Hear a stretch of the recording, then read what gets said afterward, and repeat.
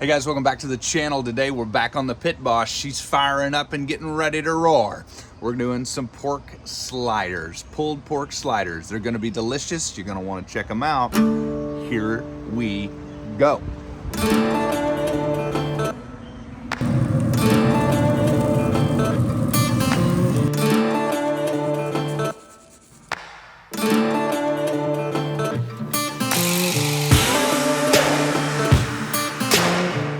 So just a reminder, with all that white smoke, you don't want to cook in that, okay? You want to open it up, let a little bit of that out before you get going. That's the burn off smoke, the startup smoke.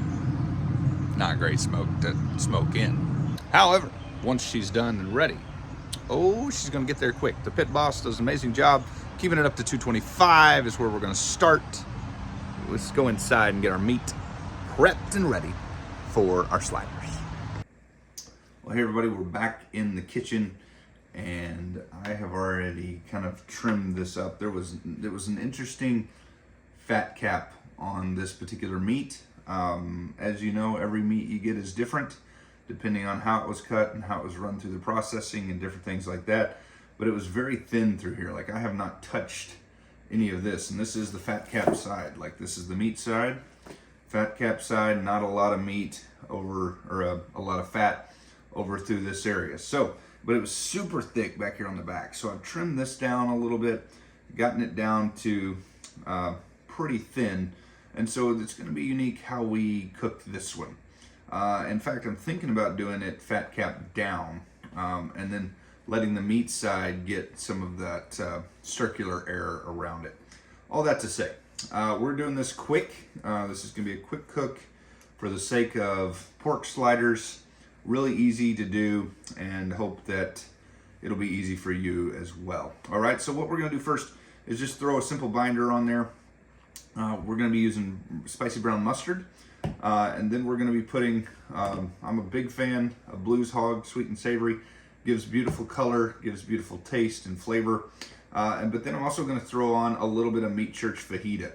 This just gives a little kick, a little spice, which I think is really fun for when we're doing these sliders and different things like that. So beyond kind of, again, clearing off this fat cap on the back, we're not doing much to this, okay?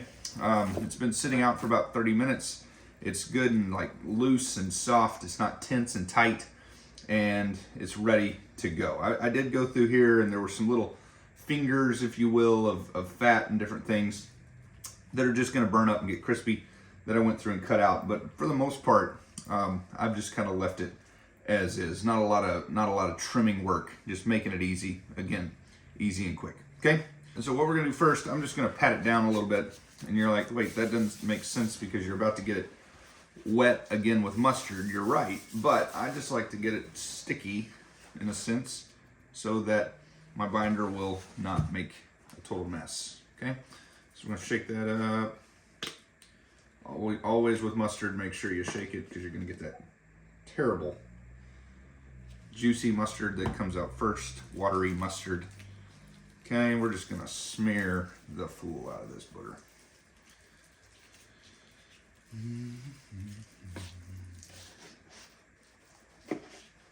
We're gonna get the sides, the top, get it all, okay? Once we've done that, we're gonna flip it back over. Now, you notice I did the meat side first, okay, with my binder. Then I'm gonna do my back side. Then I'm gonna sprinkle back side, flip, and sprinkle top side last, okay?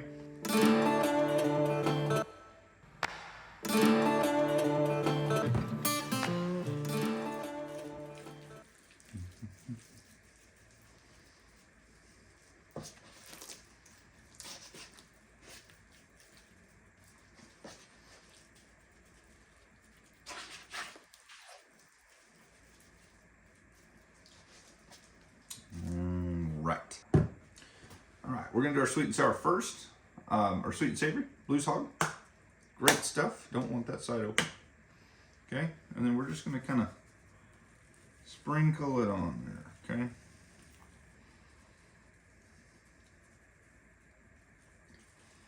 Pretty thick.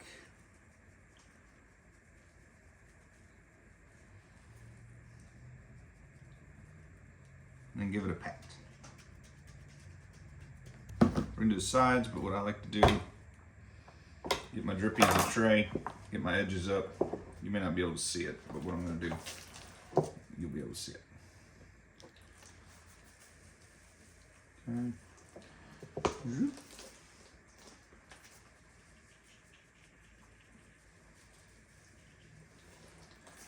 Doing every side of it. A little bit of our fajita.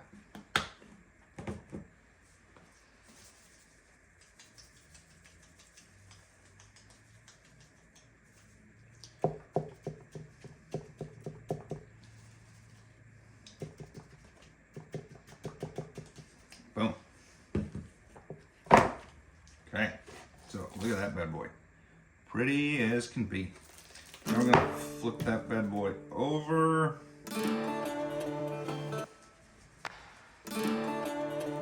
Make sure to get that money muscle really good there.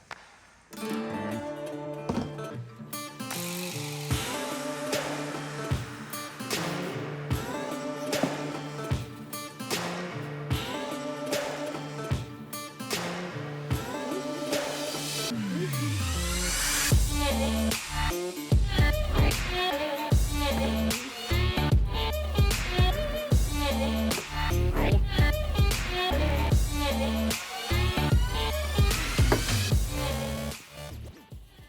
Now we're gonna let that sit for about 20 minutes while our smoker warms up. All right, so we are up to temp on this bad boy and we are gonna toss her in. If you don't have one of these easy drip trays and you're a barbecuer, you need one. Whether it's on the grill or whether it is on the smoker, this thing is amazing. Easy way to carry your food, get it around. I encourage you to find one, Amazon.com. I get no credit, but maybe they'll support me, sponsor me, who knows. Anyway, all that to say, we're ready to go. She's been sitting about 20 minutes. All those rub and good stuff is sitting in there. We're gonna jump her on for several hours. We're gonna come back and check temp here in just a few. Here we go.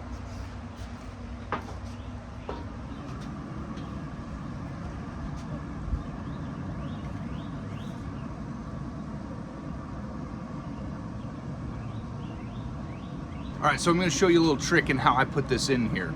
So I put the bigger end of the meat right here. I put the bigger end of the meat right over the fire pot because the fire pot is like this hot spot on our cookers, right? Especially these pellet grills, that's where the majority of the heat's coming from. But the way these things work is that the heat circulates on the outside. Okay, so as the heat circulates on the outside, if I put the money muscle towards the outside and towards the smokestack, then what's gonna happen is that smoke is gonna come right through here and head up out that stack, right?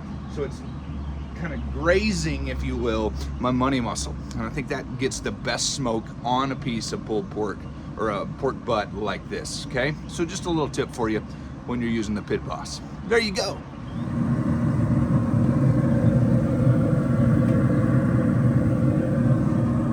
All right, well, we've been on for about 6 hours and gorgeous, gorgeous bark there. So we're gonna pull her off. She's at about 150 internal. I like to try to get her up to 165, but I think she's kind of stalled, which can happen with your cook. And so what I would encourage you to do, just lost my pan on the ground. What I would encourage you to do is if you see that it's not changing temperature, I would say go ahead, drop it in the foil, and let's go ahead and doll it up. So we're gonna do that. We're gonna pull it off, put it in a roaster pan, take it back inside. We're gonna add some goodies to it. You'll see all that here in just a minute. All right, pulled pork sliders is what we're doing. And so we've got our pulled pork, or our pork butt, in a roaster pan. I'm using a deeper one this time. Sometimes I'll use the half height, but this one's pretty deep. And so what we're gonna do is we're gonna take a little bit more of our rub, sprinkle that on, both of them that we used before. Just gonna cover the top, light dash. We're gonna add a little Tabasco just to add a little fire, a little sauce to it there, a little punch, poom, poom, poom. Then we're gonna pour some apple juice down and around here. So it's actually gonna kind of sit in that a little bit. We're only gonna go about a quarter of the way up though, okay? And so what that's gonna do is kind of create, as we cover this with foil, gonna create kind of this steam bath that this thing's sitting in. And it's also gonna help it to cook a little quicker.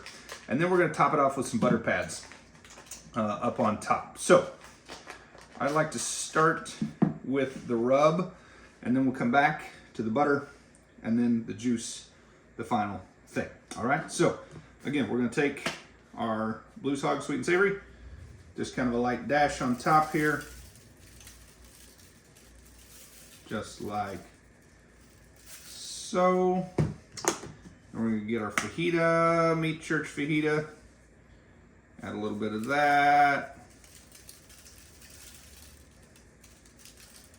just like so. I'm gonna do a little Tabasco. Kind of like so. If you want it a little more spicy, you can put even more. Then we're gonna add our butter pads. This has been sitting out for about, I don't know, 15 minutes softening up. And you're like, wait, isn't the butter gonna kind of push all of this off? It will not. Helps it to just make it softer, juicier, more delicious. Okay. So about half a stick is usually good. If you have trouble with one sticking or something like that, you can usually use a toothpick, put it through the middle. And then we're gonna take our apple juice. And again, just about a quarter full, just enough. We'll get a little bit of a steam going once we tint this up, okay? So we're gonna grab some foil. I recommend the nice big pieces. You can cover the whole thing, just like so.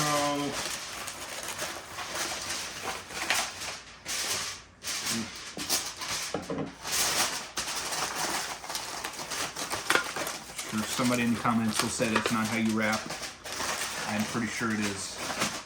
There's not a wrong way to wrap foil. You want to pinch the sides, make sure it again kind of creates a little tint over the top. We're ready to go. Back on the smoker, we're going 250 until the internal temp gets up to about 205. Then we're going to bring it in, pull it up, slap it on some sliders. Here we go.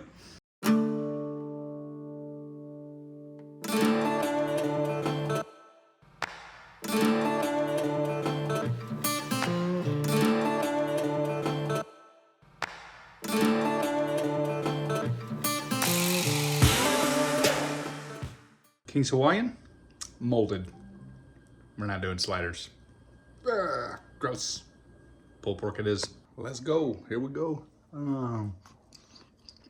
Money, money. Like, subscribe. We'll have more soon. See ya.